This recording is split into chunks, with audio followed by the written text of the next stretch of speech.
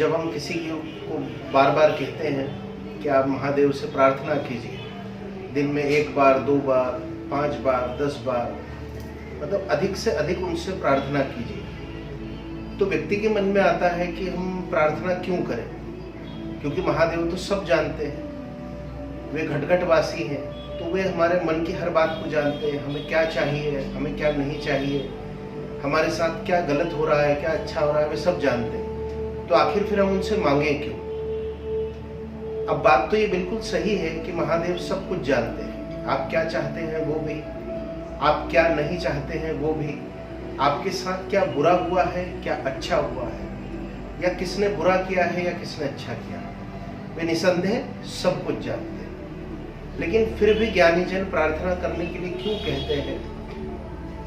ये गंभीर चर्चा है या समझने वाली बात है, क्योंकि मनुष्य सबसे ज्यादा अहम में भरा हुआ होता है। अगर कोई व्यक्ति उसके बहुत ज्यादा निकट हो, बहुत ज्यादा वो किसी के क्लोज है, तो ही वो उससे कुछ चीजें मांगता है। अन्यथा हम किसी पड़ोसी से भी कुछ नहीं मांगते, या किसी रिश्तेदार से, विशेषकर हम किसी सगे संबंधी या रिश्तेदार से कोई भी चीज नहीं मांगते, क्योंकि हमें लगता है कि इससे हमारा मान सम्मान में थोड़ी कमी आएगी, या हो सकता है कि वो हमारी हंसी उड़ाएंगे, इसलिए हम मांगने में कतराते हैं। लेकिन हम जिनके बहुत ज़्यादा क्लोज होते हैं, वो मित्र हो सकता है, वो हमारे रिश्तेदार भी कोई हो सकते हैं, कोई परिचित हो सकते हैं, बहुत ज़्यादा अगर वे हमारे निकटस्थ हैं, हमारे हृदय के बहुत ज़्यादा निकट हैं, तो फिर हम उनसे मांगने में जरा भी संकोच नहीं करते, क्योंकि कहीं ना कहीं हमारा भरोसा होता है कि ना वो हमारी हंसी उड़ाएगा कुछ मांगने पर, ना वो हमें मना करेगा, और वहाँ हमारा ना ईगो होता है, हमारा अहम वहाँ पर बीच में नहीं आता। इसीलिए ज्ञानी जन कहते हैं कि हमें महादेव से मांगना चाहिए, क्योंकि वे जगत पिता हैं, पूरे संसार को देने वाले, पूरे संसार को पालने वाले। अब बताइए, अगर हम ये मान करके बैठ जाएं कि वे सब जानते हैं कि हमें क्या चाहिए और क्या नहीं चाहिए, तो फिर हम क्यों मांगे? निसंदेह वे तो सब जानते हैं, लेकिन हमें मांगना इसलिए है कि महादेव, हम आपके आगे सर झुकाते हैं और आपसे हम मांगते हैं, क्योंकि हम अपना अहम आपके श्री चरणों में चढ़ा देते हैं। मनुष्य सर हर किसी के आगे झुकाता नहीं, और जैसा मैंने बताया ना कि मांगना आपके अहम को खत्म करता है।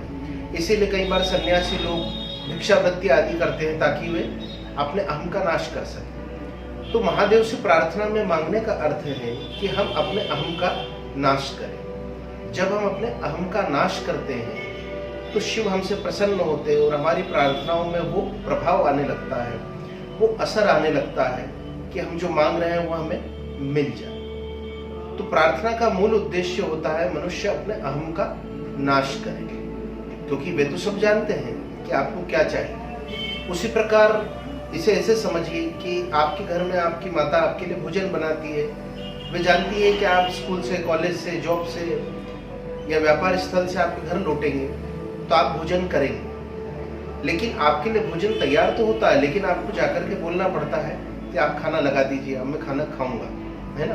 तो उस समय आपके लिए खाना आदि लगा दिया जाता है। माँ जानती सब है, लेकिन आप कहते हैं, उसके बाद ही ये व्यवस्था आपके लिए आगे जमती है। तो उसी तरह महादेव सब जानते हैं कि आपको क्या चाहिए और क्या नहीं चाहिए, लेकिन आपको मुख से बोलना पड़ेगा। माता के स्तनों में दूध तो उतर आता है, लेकिन जब बालक रोता है तब माता उसे दूध पिलाती है। जब तक वो रोता नहीं है, माँ उसे दूध नहीं पिलाती। क्यों?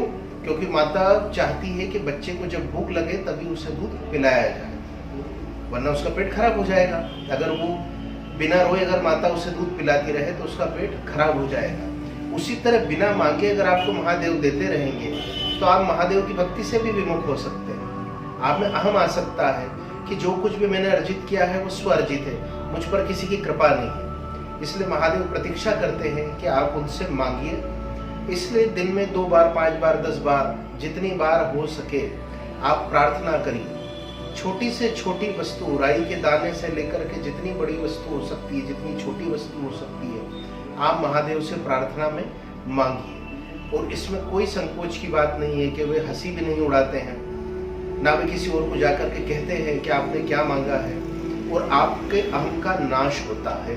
तो प्रार्थना का मूल उद्देश्य है हमारे अहम का नाश हो, हम अपने अहम को महादेव के श्री चरणों में रखें, अपने मस्तक को झुकाएं नेत्र हमारे उनके आगे झुक जाएं, हाथों को जोड़ करके हम उनसे प्रार्थना करें और हमें जीवन में जो भी चाहिए हम उनसे मांगे। तो प्रार्थना का मूल उद्देश्य है अपने अहम का नाश करना। नमः शिवाय।